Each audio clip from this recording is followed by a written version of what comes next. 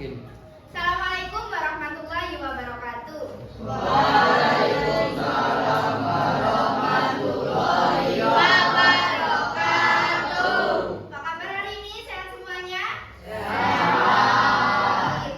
Sebelum kita mulai pelajaran, alangkah baiknya kita baca doa terlebih dahulu. Untuk ketua dipimpin. Amin.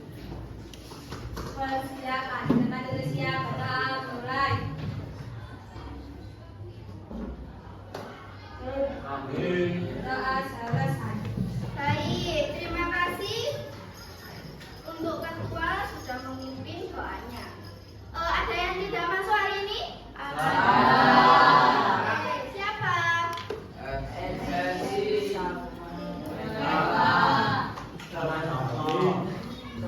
Siapa? Erti. Oke. Di absen mulai awal ya. Ahsandi. Aldi. Fadil. Terus Joko. Luki. Hafiz. Mareta. Maria. Nur Kamida. Sebelum kita mulai pelajaran, kayaknya kita harus semangat terlebih dahulu. Kita SDK terlebih dahulu. Oke, siap? Peraturannya sama. Sisakan satu barang di atas meja. Sisakan satu barang di atas meja. Yang satu bangku satu gabung di belakangnya. Ya.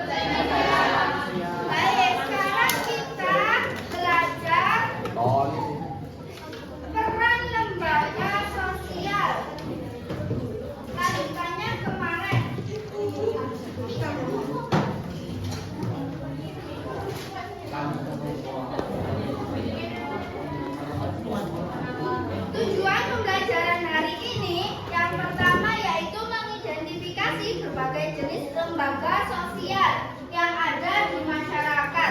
Yang kedua yaitu menjelaskan peran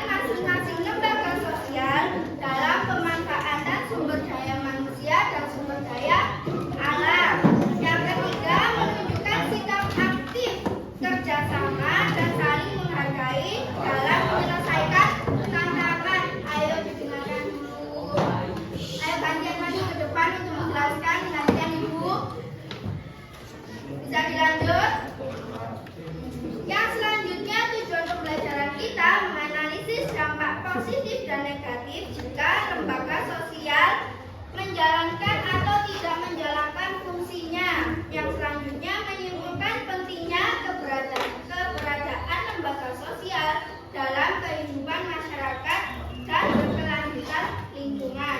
Yang terakhir, merefleksikan sikap yang dapat dilakukan sebagai anggota masyarakat untuk mendukung peran lembaga sosial. Oke, kita lanjut. Kita lanjut.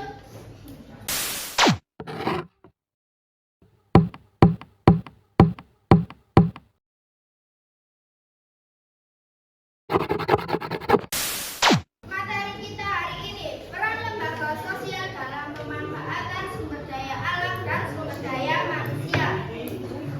Yang pertama, kita masuk dari pengertian lembaga sosial, yaitu lembaga sosial adalah aturan, norma, dan nilai yang dibuat masyarakat untuk mengatur kehidupan bersama agar tertib, teratur, dan sesuai kebutuhan, berfungsi menjaga keteraturan sosial dan memenuhi kebutuhan hidup.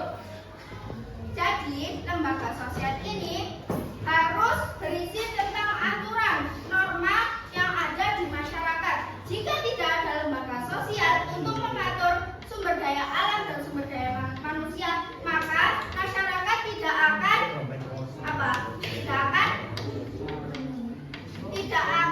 harmonis atau pasti ada masalah yang mengandung ke masyarakat tersebut.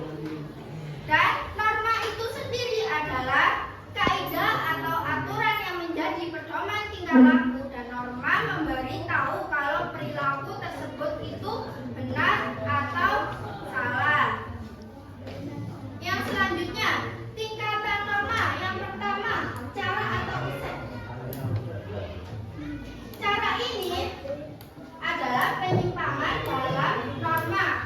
Cara ini tidak akan mendapatkan hukuman berat, akan tetapi hanya sekedar celaan. Seperti contoh, kalian masuk masjid kok pakaiannya endek, mestilah dicela di sekitarnya kalian. Itu contoh tingkatan norma cara.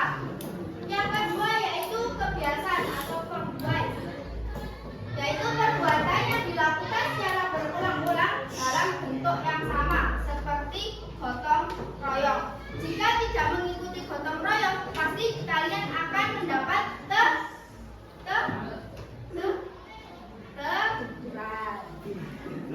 Apa kalau gotong royong berarti nggak ikut nggak ikut, nggak mengikuti aturan yang ada di situ. Yang selanjutnya yaitu tata kelakuan atau mores.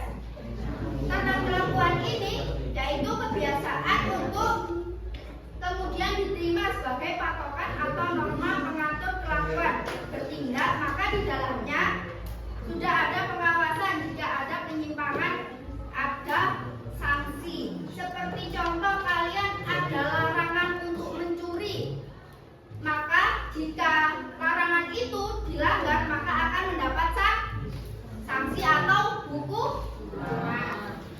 Yang terakhir yaitu adat istiadat atau custom.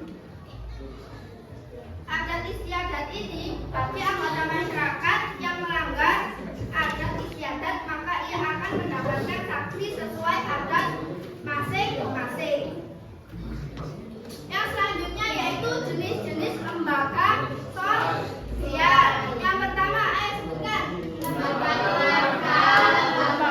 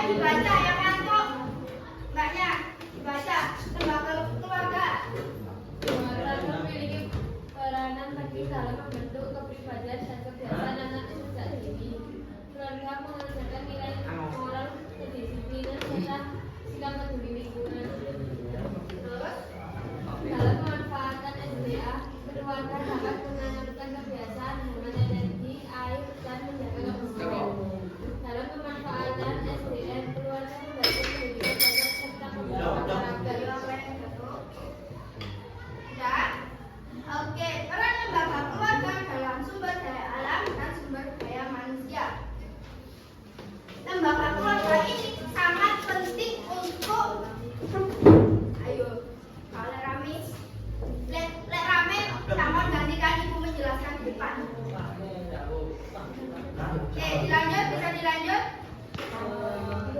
Lembaga keluarga itu sangat penting dalam peranan lembaga sosial, yaitu membentuk kepribadian dan kebiasaan anak sejak dini. Keluarga mengajarkan nilai-nilai moral, kedisiplinan, serta sikap peduli lingkungan. Seperti contoh, kalian disuruh bersih-bersih, terus menjaga lingkungan di rumahnya, terus menghemat listrik. Itu contoh peran lembaga keluarga terhadap peran lembaga sosial.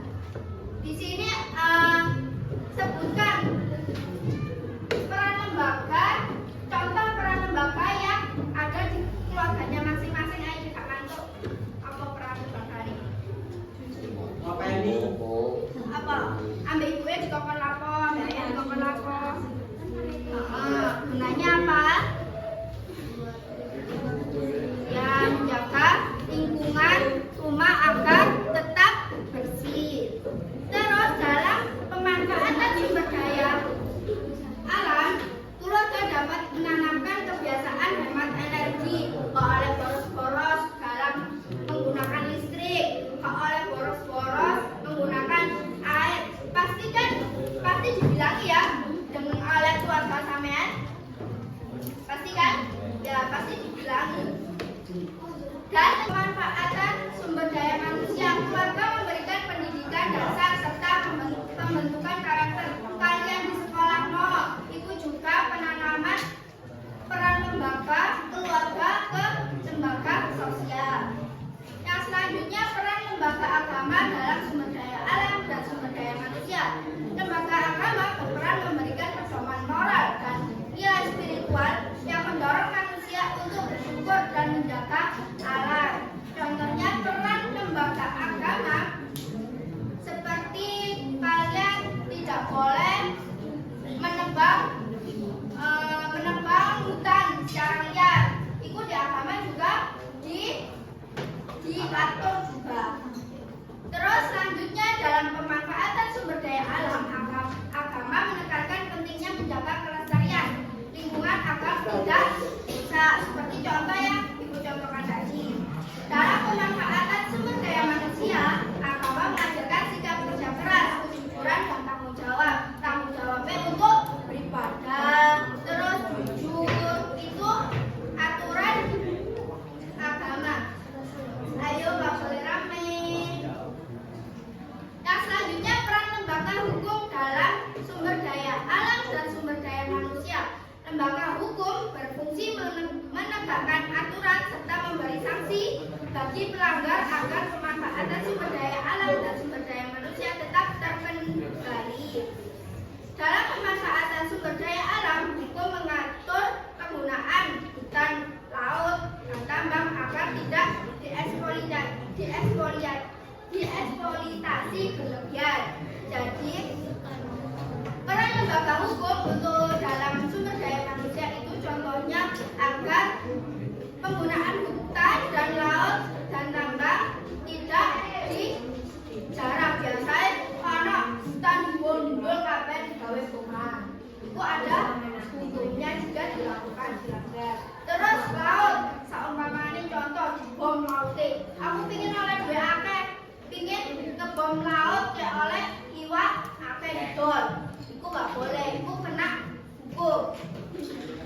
Terus dalam pemanfaatan sumber daya manusia, hukum melindungi hak-hak pekerja serta mencegah diskriminasi.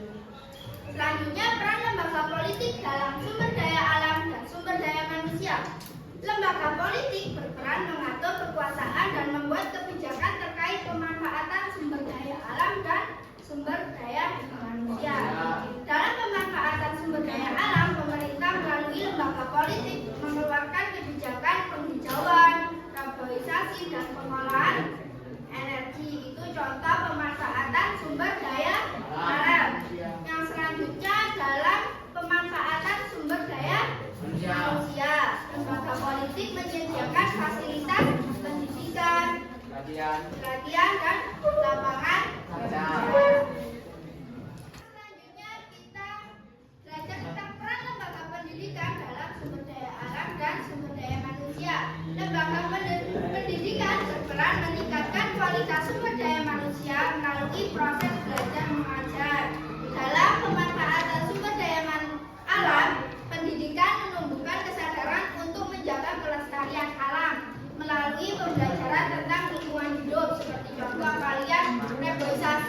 biasanya di sekolah membuat aturan untuk reboisasi untuk menjaga alam sekitar. Yang selanjutnya adalah pemanfaatan sumber daya manusia. Pendidikan membekali keterampilan, pengetahuan, dan sikap kerja.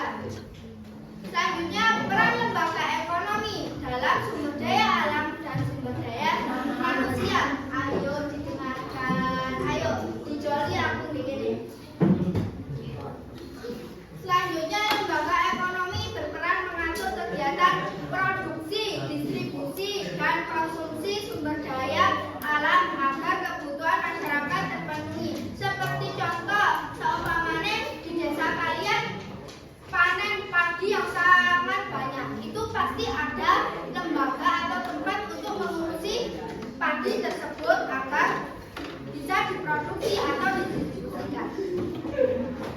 Yang selanjutnya adalah pemanfaatan sumber daya manusia. Lembaga ekonomi membuka lapangan kerja dan melibatkan masyarakat dalam kegiatan ekonomi. Kan tadi ada tempat untuk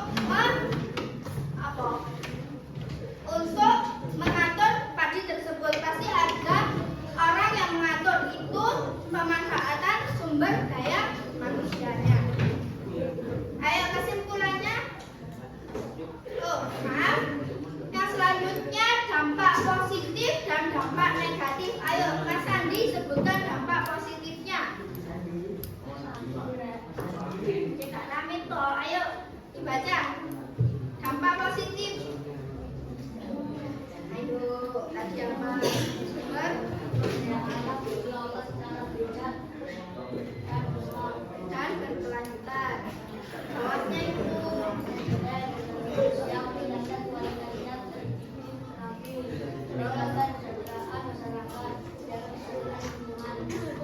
itu dampak positif dari peran lembaga sosial dalam pemanfaatan sumber daya alam dan sumber daya manusia. Ayo Mas yang di depan disebutkan dampak negatifnya. Yang keras, yang ngomong keras kok berarti nyebutnya nggak keras.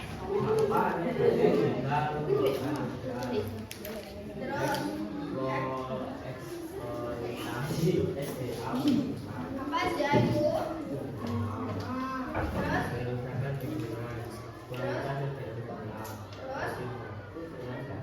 Kasih sudah menyebutkan dampak negatifnya. Dampak negatif dari lembaga sosial, pemanfaatan sumber daya alam dan sumber daya manusia jika tidak mau digunakan atau tidak digunakan secara baik dan bijak, akan timbul dampak negatif seperti kerusakan lingkungan, terus sumber daya alam, eksploitasi sumber daya alam berlebihan, dan ketidakadilan dalam pembagian hasil. Oke, ada yang ditanyakan tentang materi tersebut? Semuanya paham ya? Ya.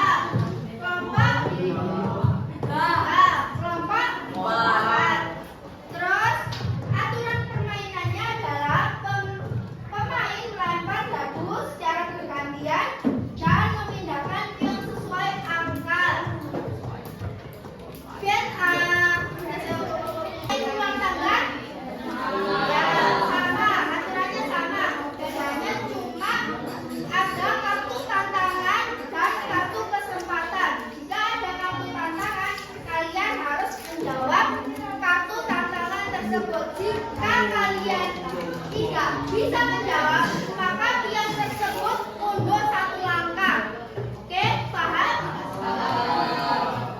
Terus aturan pemain juga, kalian bergantian untuk main garpu atau main pionnya itu bergantian. Ya, nggak boleh satu anak. Pakai aku. Paham? Jika kalian dari salah satu kelompok kalian sudah sampai angka 100, maka itu pemenangnya dan akan mendapat hadiah. Oke, kita main coba.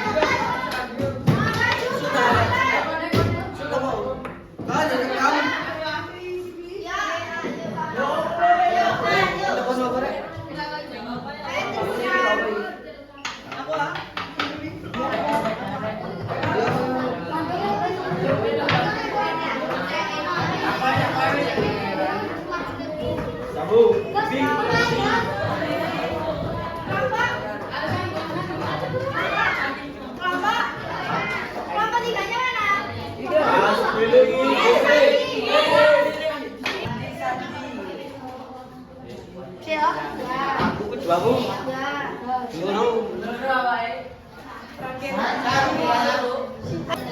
Ayo maju semuanya.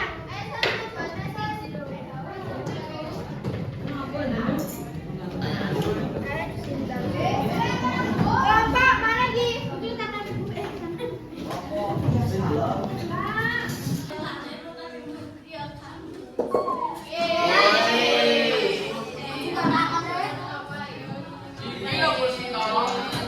Tangan, ayo.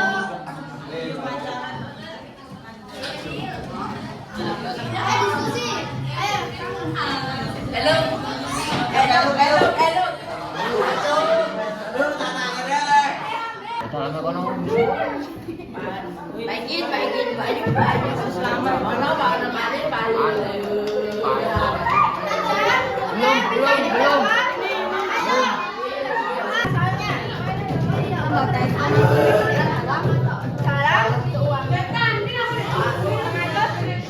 Ya, betul. Terus yang selanjutnya. Apa? Dorong membersihkan sungai adalah peran pembakar sosial. Benar, salah? Benar, betul. Ayo kelompok selanjutnya main.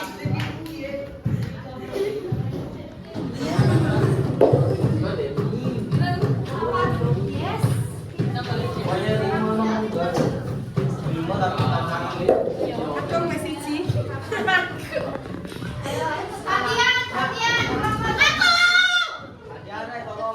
Gantian, kelompok ini gantian.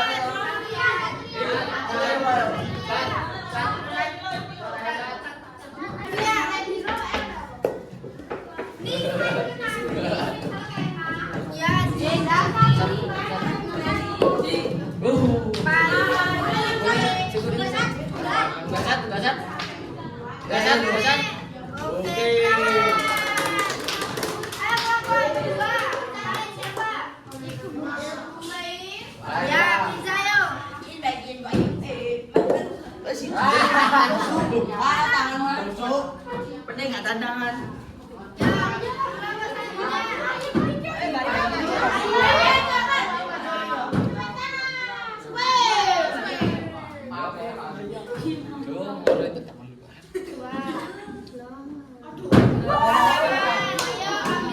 Langsung dijawab di tempat.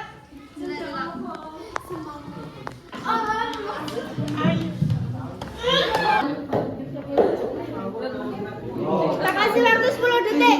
1,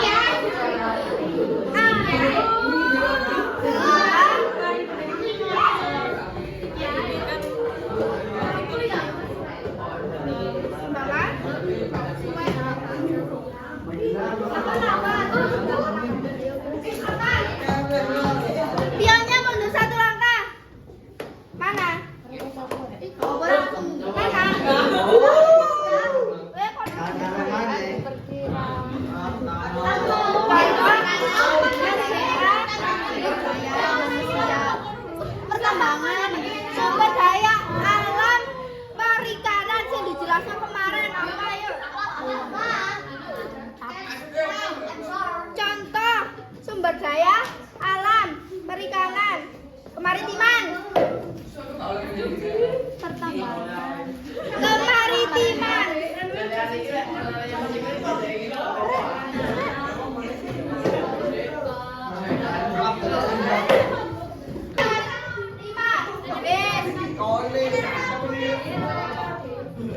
Dapat satu kesempatan. Ambil.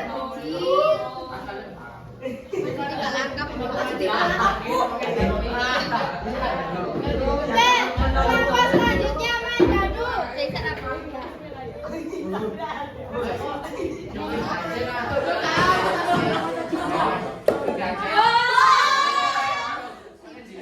Kenapa tantangan? Ambil. 5 detik. 1, 2, 3.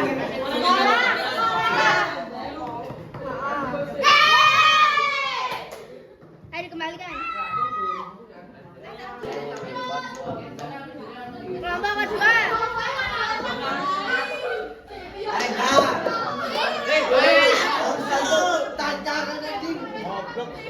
Tantangan lagi. Ayo menjawab, ada waktu 5 detik. 1, Masuk dengan lembaga sosial. 2, Lembaga sosial adalah Jerman. 3, 4. 4.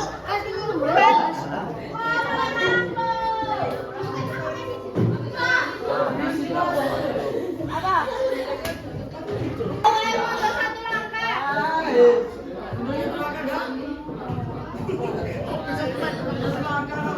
Kesempatan.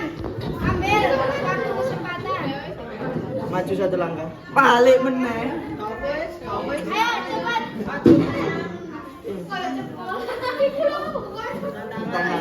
Modern nggak sih?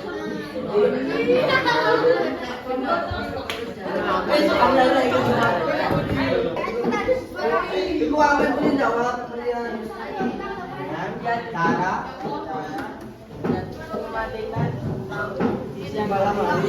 Itu peran lembaga keluarga untuk mengajarkan hemat listrik.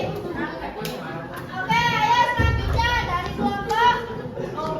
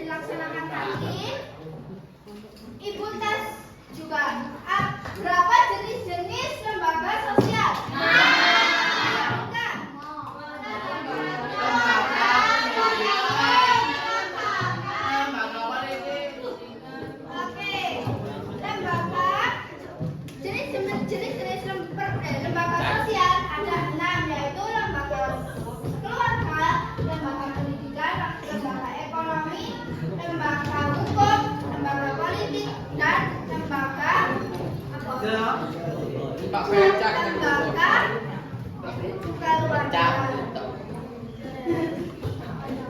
Oke, berhubung waktunya kita sudah hampir selesai. Ibu kasih tugasnya di rumah, nanti di grup ibu akan membagikan link YouTube untuk di Classroom. Oke, nanti kita bagikan ketua kelas langsung dibagikan ke grup kelas. Dikerjakan di rumah, minggu depan dikumpulkan hasil Classroom-nya. Oke, udah paham? Oke. Mumpung waktunya sudah selesai, ayo dipimpin ketua kelasnya untuk berdoa. Persiapan, tempat duduk siap, berdoa mulai.